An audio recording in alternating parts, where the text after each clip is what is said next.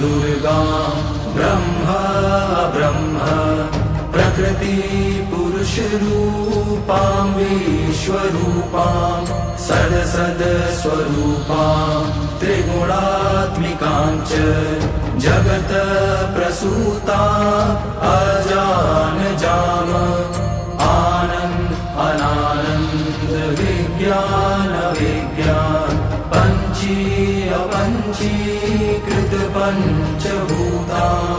जगत स्वरूपां वेद वेद विद्या विद्यारूपां नमामि ऊर्ध्व